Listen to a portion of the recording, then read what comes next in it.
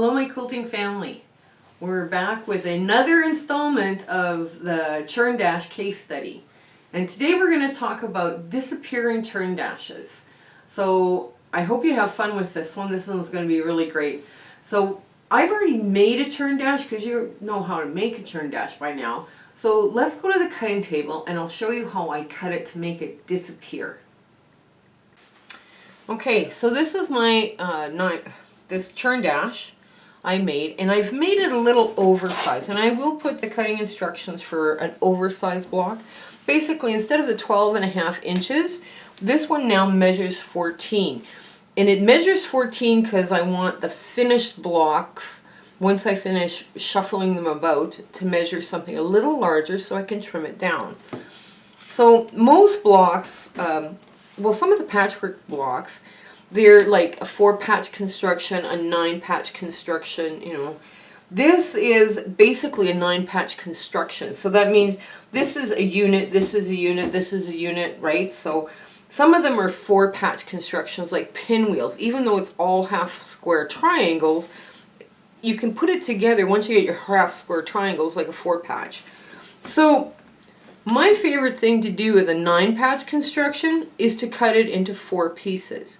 Now, I could cut it on an angle like this and catch just a bit of the corner, you know, the yellow, and you know, it would look very interesting. But now this outside edge here would be all bias, right? So I want to avoid the bias because it's going to cause too much stretch in the quilt block.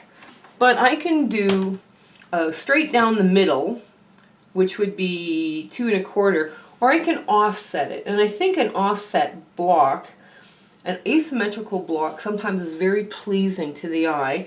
And you can do lots of things with an asymmetrical block. So this is what we're going to do. So from this sewn line here, this line is 3 inches, right? So I'm going to make my first cut at 3 inches. Without moving any of the fabric, I'm going to do another cut at 3 inches going this way.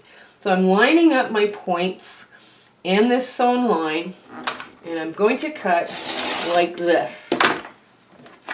Now with this asymmetrical block, you've got a couple of options what you can do. You can turn in all of the half square triangle neutrals, and it would create a secondary pattern of a block. And if this was scrappy, this would look really cool. Or you can just leave 2 going in, right? And just like that. So it kind of gives a, you know, a mother-child idea, because this one is much larger than this one. And I think that's the construction method we're going to go with. This one is more pleasing to me. So let's go back to the sewing machine and we'll see how this all works out. So here we are. I've pinned my blocks. Now, there's no seams to match. This is the beauty of when you offset this block, or this, you know, disappearing churn dash. A lot of times you might have a bunch of seams that you have to match up and all the rest of it. When you do an asymmetrical one, there's no seams to match up. It's so nice. It's just a matter of get there, sew it, get her done.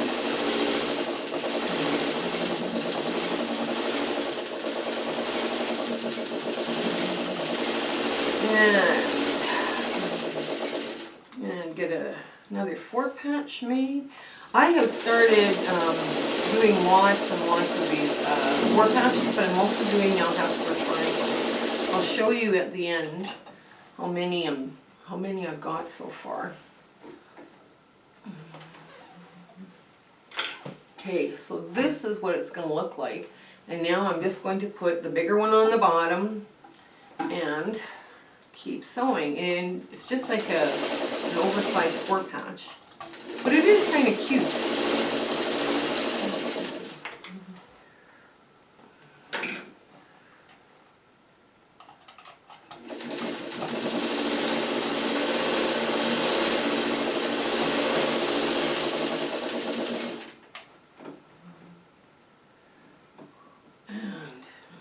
Line up those seams.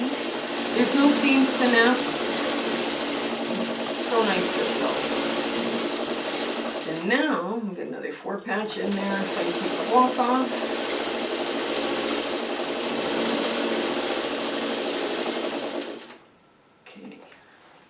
Now I did a practice run of these, and I practiced this both ways, so I'll show you here in a bit what this looks like now when you put 4 together.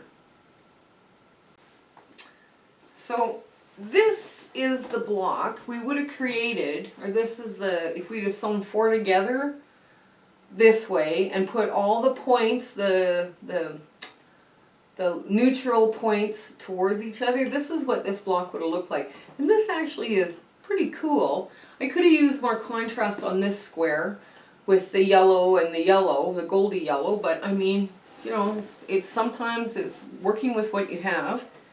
But when I did the practice square for this one, this provided a very dramatic and striking design.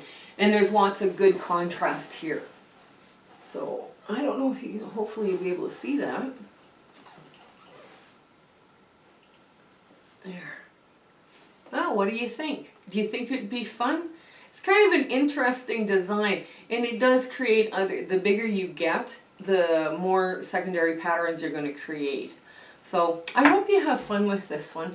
It was a very easy block to do, and I will put the cutting instructions for the oversized block down in the show notes below. Have fun, have a great day, and just play. Thank you, bye! I almost forgot. Wait, there's more. These are the like all the Churn Dash blocks I've created so far in this case study, and it's been a lot of fun. It really has. But remember how I was telling you when we first started, when we're cutting, as soon as you grab a scrap, you cut what you need out for a Churn Dash, and then you cut the remainder into usable parts for like 4 patches or whatever. You make usable parts. Well, I decided I wasn't going to put any of those usable parts back into my string stash. I was going to use them and sew them together into other units, like 4 patches and half square triangles and all the rest of the stuff. Do you want to see how many I've got? I hope I don't hurt myself. Ugh.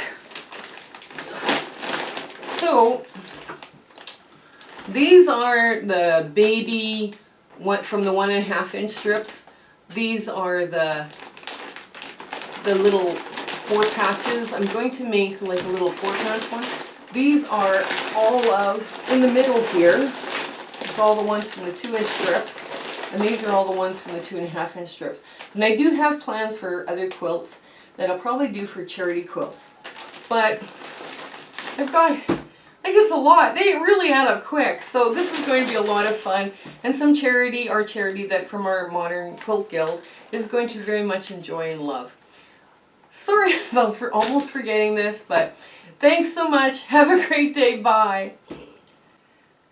If you have questions about what you saw in this video, or you have ideas for content or something you want to see us do, please put those comments in the description below.